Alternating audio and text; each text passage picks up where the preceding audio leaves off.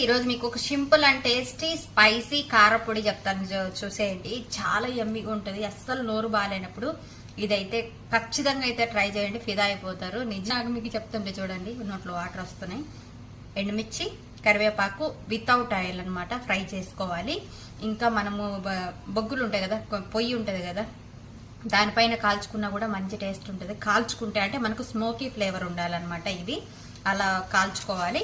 ఇంకా వెల్లుల్లిపాయ, ఉప్పు, అంతే, ఇంకేం లేదండి. మొత్తం దంచుకోవాలి, చూపిస్తాను చూడండి. ఫస్ట్ అయితే కరివేపాకు ఇవైతే దంచుకున్నాం, చూసేయండి. అన్నీ ఇందులో వేసేసాను. ఇప్పుడు ఉప్పు వేసి దంచుకోవాలి, చూసేయండి. ఒక్క మొక్కగా దంచాను. ఇప్పుడు తెల్లగడ్డ వేసుకొని దంచుకోవాలి, చూసేయండి. దంచేసాను. సింపుల్ అండ్ టేస్టీ ఎల్లిపాయ కారం అయితే రెడీ అయిపోయింది. చాలా బాగుంటుందండి, యమ్మీగా.